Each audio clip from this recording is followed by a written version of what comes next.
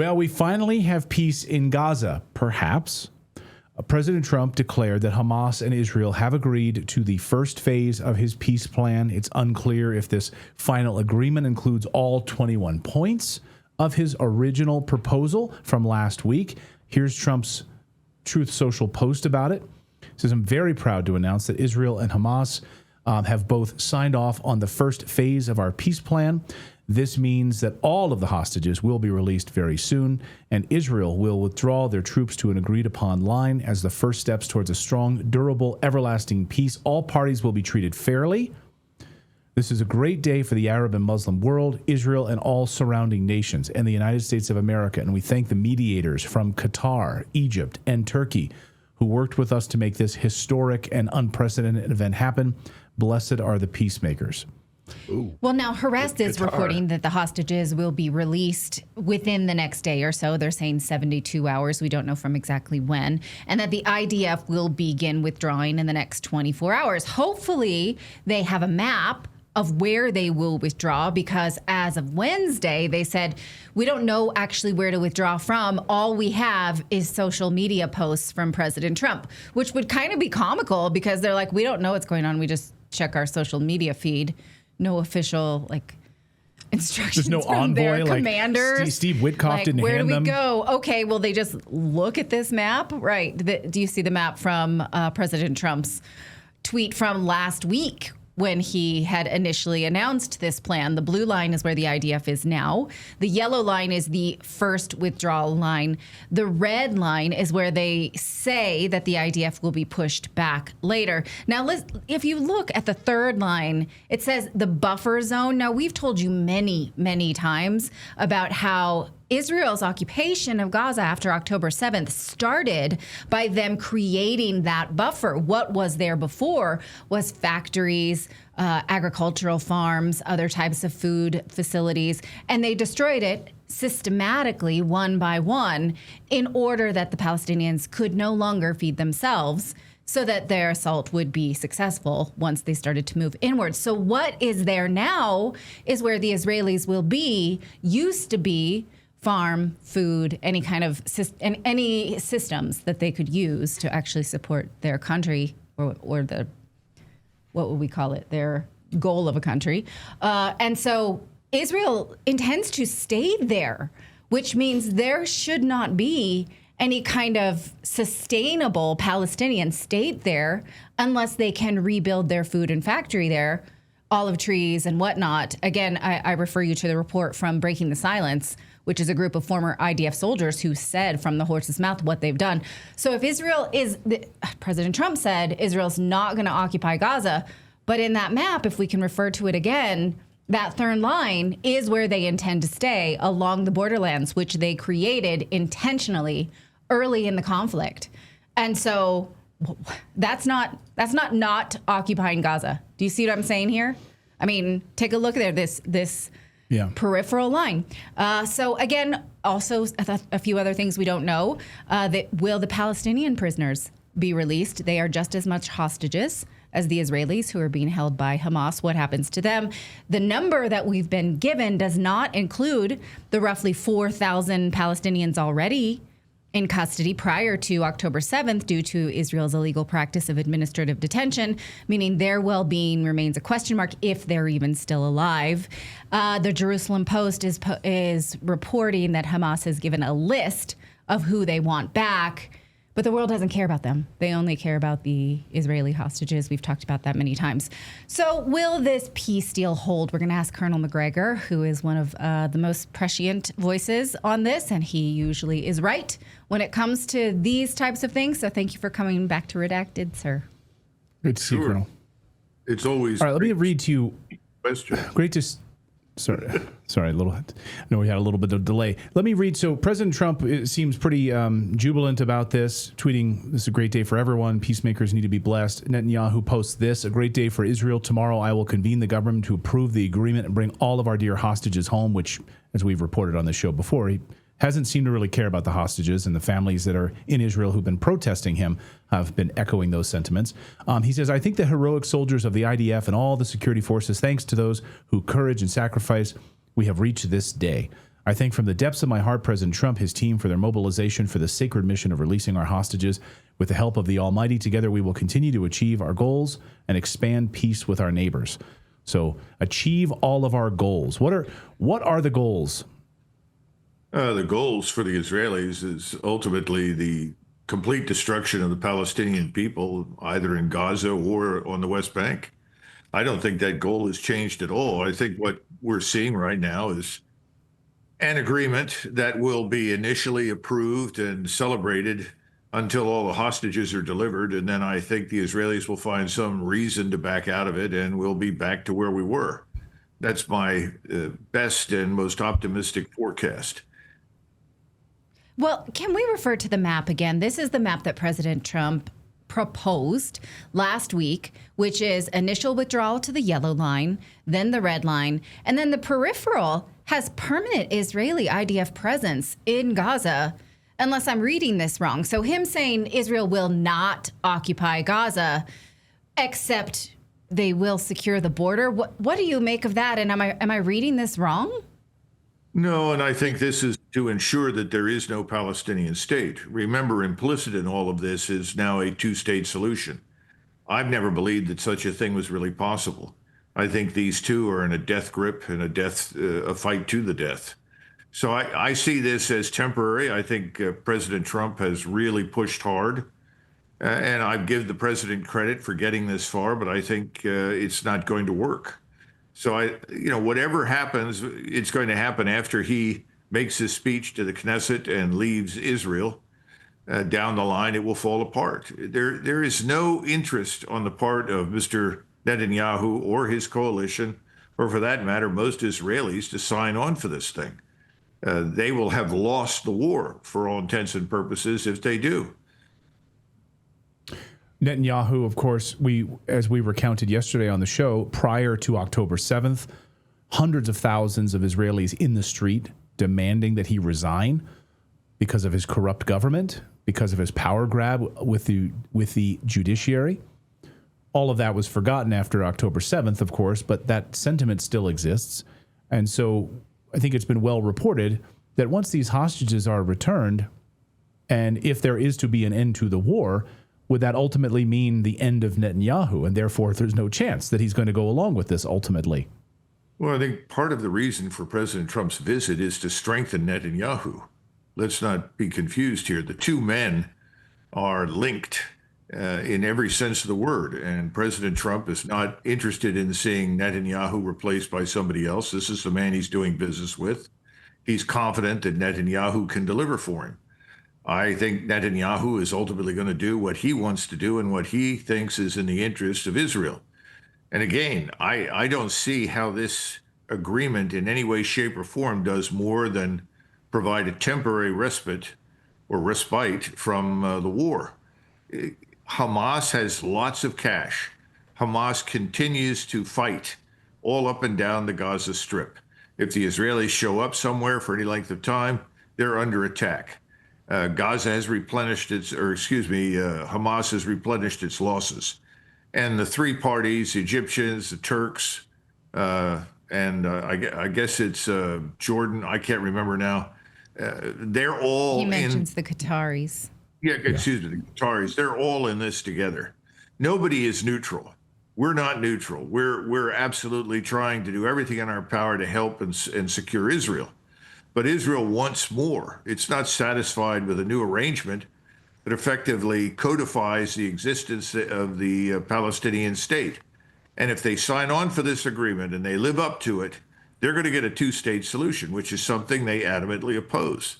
And the three, the Qataris, the Turks, and the Egyptians, they have an agenda which is equally destructive to Israel. And the Egyptians in particular, as you know, are very anxious to drag us back into the region as some sort of peacekeeping force, as an insurance policy against what could happen to them down the line if the Israelis decide to attack. I just don't see this working. You guys heard about the bearskin hoodie, right? So many of you have bought one, by the way. I've heard from so many of you that picked up. I'm wearing mine right now. It just got cold. Literally went from like 85 degrees or 90 degrees to like 40 degrees here in the Rocky Mountains. So walking the dog, Got my bearskin hoodie on. I made my son yesterday mow the lawn for probably the last time of the season right now because it's getting, the frost is ready to come. And he was out there freezing. I said, go get your bearskin. And he's like, oh, yeah. So he has one. He ran in and he finished mowing the lawn wearing his. These are fantastic. It's my favorite hoodie. It's our tactical hoodie. These things are built like a tank. Plus, you can put all the cool patches on the side, too. I've got my Don't Tread on Me right here. But right now, bearskin is running a 60% off sale. Right now. But only if you get your hoodie early. Grab one for Christmas. Buy one for your husband. Buy one for your loved one in the family. Natalie has one as well. This hoodie is built like a tank. 340 GSM micro fleece. 10 pockets. A clean, rugged fit that looks awesome. Plus, it zips right into the heavy storm rain jacket as well, which becomes 100% waterproof when you need it. So if it gets cold, wet, windy out there, you're not scrambling at the last minute. Just throw it right over top and you're locked in, ready to go. So right now, for the text the word redacted to 36912 to lock in your 60% off. Again, text the word redacted to 36912 to get a link sent straight to your phone. You can check it out later if you're busy right now. Don't wait till you're freezing to realize that your hoodie sucks. Go get bearskin right now. 60% off. Text the word redacted. 36912 is the place to go. Somebody in our chat room, just thank you for the $4.99 super chat, says, I suspect that they want the Palestinians to give up their future and independence for a false or fake present day peace. Netanyahu does not want peace. You agree or disagree with our viewer? Oh, I think that's absolutely right. Peace is the end, in his mind right now, potentially, of the Israeli state. This is the thing we've got to understand. Israel cannot coexist with a large Palestinian state consisting of the people on the West Bank and Gaza. It sees that as not just unacceptable, as impossible. They're not compatible. And I don't think there's anything that President Trump can do to change that. But I think he is going to welcome the opportunity to posture as the bringer of peace, to speak to the Knesset as their great friend and benefactor. That's fine. But it's not going to fundamentally change the truth or the facts on the ground. Well, every ceasefire has been violated by Israel. And you wouldn't know that if you followed the mainstream media.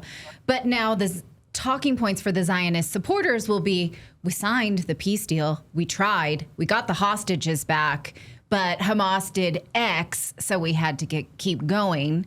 Already I see that happening. I can see it happening on Twitter as if I'm looking at the Matrix in the future. Right. And so you're right. Right. And so what then will become of the Gaza Strip? Will it just be Israel eventually, and we're just spinning our wheels watching it happen? Condos and resorts and beachfront property. I wouldn't be quick to invest in that development project. I think there's going to be more war, and we don't know what that war will produce. Again, Iran is just over the horizon. The Iranians are arming to the teeth. They're prepared to be attacked. They harbor no illusions about Mr. Netanyahu and his regional aims. And they know that Iran's destruction is at the top of his agenda. You've got to balkanize Iran, you've got to deprive it of any means of really self-defense. It has to be completely emasculated. That's the goal. So how do you get there from here if at the same time you punt on the Palestinian state issue, which is effectively what they're going to do in this peace agreement?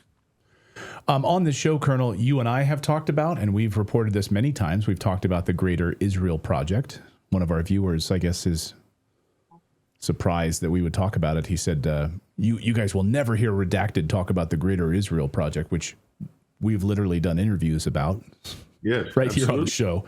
So this is all part of the Greater Israel Project. There will, if you have this Greater Israel Project, then this Gaza and Hamas, this is just a speed bump in the larger long-term play, is it not? Well, that was actually what the Israelis anticipated. They thought that Gaza would have been annihilated and effectively taken off the regional chessboard by now, but it hasn't. The staying power, the resilience of these people who are willing to die for the land that they live on has astonished everyone, including much of the world. I don't think most of us would have gone through what they have and stayed put. So that's screwed up their timetable. And remember, the Egyptians have seen the map, the Jordanians have, the Saudis, and the Turks. as well as the Lebanese. Everybody's looked at this, and they know that this involves a major expansion of Israel and its regional presence and power. Who wants to sign on for that? Nobody. Maybe the Israelis, but nobody else in the region wants it. Nobody else in the region supports it. So what do? Well, you've got a problem. You've got the United States of America, who is unconditionally signed on to support the Greater Israel Project. So they have to stand by until we become frustrated, lose patience, or we simply walk away from the problem. I mean, effectively, that's what Donald Trump has done with Ukraine after 3 years. He said, fine, I'm turning it over to you. I'll give you weapons in exchange for cash, but otherwise the war is your problem, and he's left. What if he does that down the line in the Middle East? He's frustrated because he couldn't achieve a peace agreement. Netanyahu is extraordinarily smart. He knows this. He can't let this drag on and drag on and drag on for fear that if he does, Israel could lose everything. Colonel, so just bottom line for us, do you think this peace agreement will hold for any length of time? What's your sense? It'll hold until Mr. Netanyahu decides that they're in a position to drop it, dump it. I can't forecast right now if that's 2 weeks, 5 weeks, 3 hours. I mean, the Israelis are well known for doing whatever they deem to be in their interest, regardless of what agreement has been made. So I don't think it will last. I don't think it will hold very long. But what does very long mean? Long enough for President Trump to visit and give his speech, long enough for President Trump to announce to the world that he's the bringer of peace and good fortune to the Middle East, and then suddenly it's gone, and you're at war with Iran, and while you're at war with Iran, you finish off as much as you can of what remains in Gaza. That's my expectation. And meanwhile, the Palestinians that are held by Israel under administrative detention, it's a horror.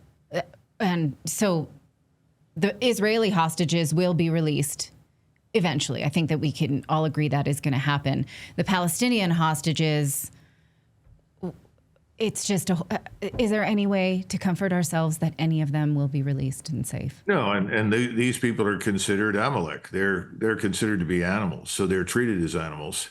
How many of them will be released, I have no idea. What will the ratio be for 48 living hostages? Is that not the number right now? So multiply 48 times whatever number you want. It'll be some huge ratio so that you'll end up with a couple of thousand or more Palestinians being released, probably old men and boys, I would suspect. But it's not going to result in the release of 15,000 people. That's not going to happen. So, again, this is a gesture. And I'm not suggesting that President Trump, in his mind, is not serious. I think he probably is. All I'm saying is the reality is it's not going to work. And if you look back at Israeli behavior in the past, what's the easiest solution for them?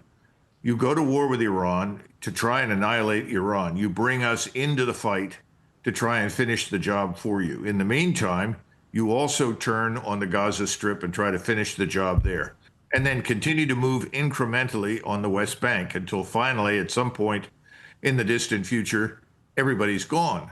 But that presumes that your war with Iran goes well. It assumes that no one else in the region will do anything. In other words, it assumes that the future will look like the past after the 12-day conflict. I'm not sure they can bet on that. Yeah. Colonel Douglas Macgregor, always great to see you. We're watching sort of dual stories play out here, the impending attack on Iran that's coming and this peace agreement, how long that will hold. Colonel, always great to see you. Thank you for your analysis. Good to see you as well. Bye-bye.